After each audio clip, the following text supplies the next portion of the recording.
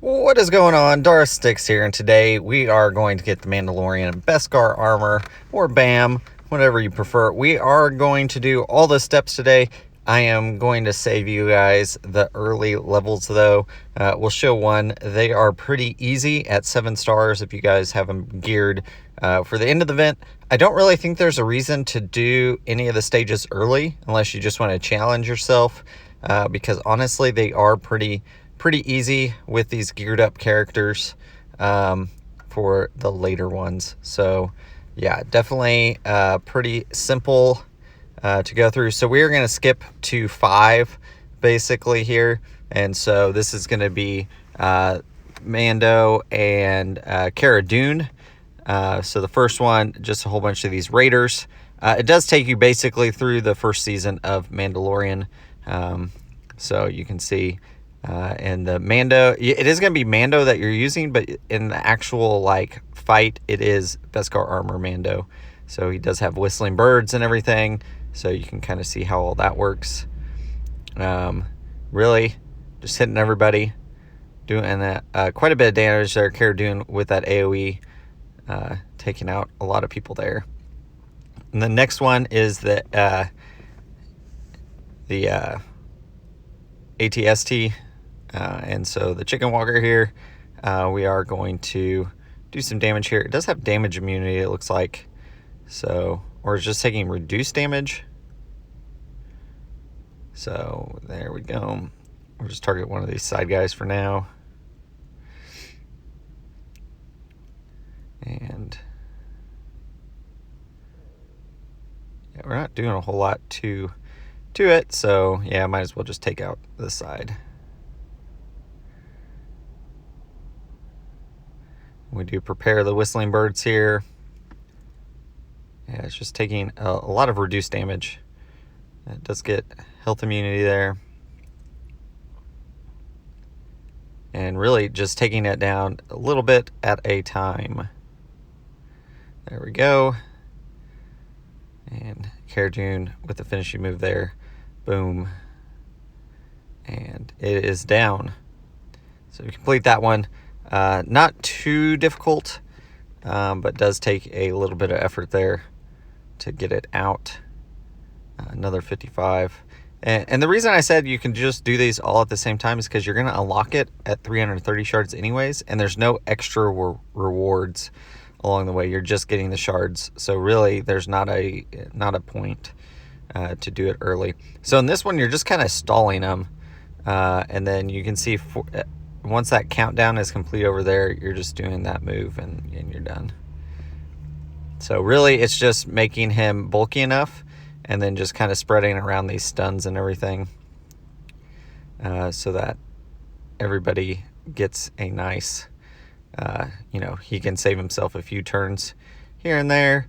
That's really all we're going to do over and over again. And burning shock, all that stuff gets applied. So you can see we're just slowing them down, stunning them. And so they're missing turns basically. And then eventually, so we're down to 11 now. So really that's all this is. He's still got plenty of health. We're down to 5 now. And just one more. And I think I actually did over press here because I wasn't paying attention to the countdown because I thought I had a lot more. But there you go. You just push that button. And it's kind of like the sacrifice in the CLS journey with Old Ben. It's kind of similar to that. Once you get the countdown done, you're good. And then the last stage here is going to be most of them versus Moff Gideon. Moff Gideon does have a couple of dark troopers or death troopers with him, so do AoE there, and then we're going to clear buffs those guys because we don't want to hit the stormtroopers if we can help it, because really we want to hit Moff Gideon. So we'll do the AoE here, I think. Try to get, we need to get that. Basically, we need to get rid of either get rid of that stormtrooper so he'll stop, you know, hitting, you know, where we have to hit him with the taunt, or get rid of the taunt or get rid of the stormtrooper. That's the two options. There we go. Cleanse everybody. Everybody has counter chance now. There we go. All right, so we got rid of that taunt, so now we can start hitting Moff Gideon. So really, that's all we care about. IG is about to be bye-bye, so we'll try to heal him up a little bit. He get damage immunity now, and we're getting close. It's got a daze. That's good. Oof. Whistling birds again. Got quite a few. Oh, we lose Cara Dune, so not a big deal there. Do an AoE again. Okay, we lose IG. So we're basically down to Moff, or Grief Karga, and alright, Mando. So we do get him down. So a little close there, but definitely still we're successful. You can see, and these are only, I think they're both gear 10. They do have one Zeta apiece. Moff and Grief and Mando both have a Zeta on them, because I have been using them in a bounty hunter team. So yeah, there we go. And plan is eventually to get them to relic anyways, because they will go nicely on a bounty hunter team. And we can go down, and we can now we'll be able to do our Millennium Falcon. So that'll probably be our next unlock. We'll at least do 5 stars. We can probably do 6 with how we've got everybody set up right now, but we need 1 more at 7 stars before we can do that. So it'll be likely it'll be IG, because Xanadu is a little behind. So there's our unlock for Beskar Armor Mando. He'll go nicely on like Queel, and IG can go on his squad. But just another team that we can have. We'll put him up as high as we can with the gear we have now. We did just finish like gearing up our other characters this week, so likely next week we'll do some more to them.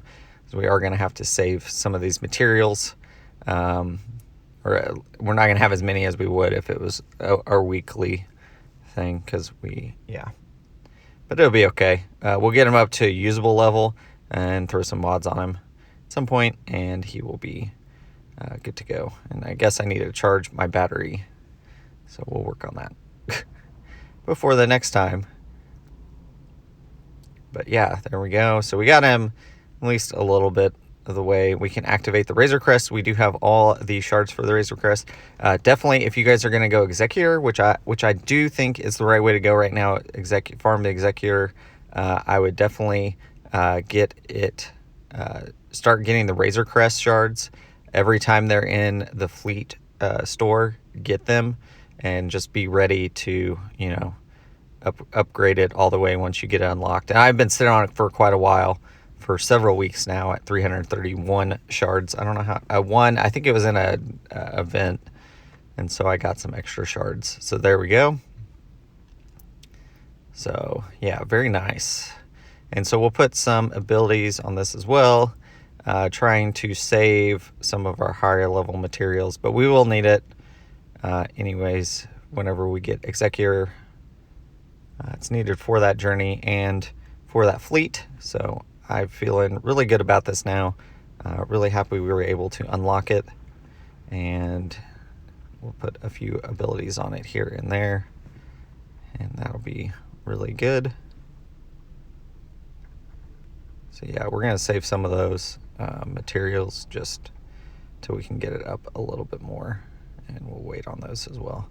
Down to 8 million on our fleet currency, so I don't want to spend too much of that, because we are trying to get Executor and everything. So, and we got a few more ships to unlock to 7 stars. So there you go, Swift Takedown, and then yeah, so we'll work on those abilities. Definitely be our next point, and adding mods to it, which I won't bore y'all with adding mods to it right now, but we did go through that journey, and we'll look at our Executor journey, and everything prerequisites are all met now. So, and I think we can go through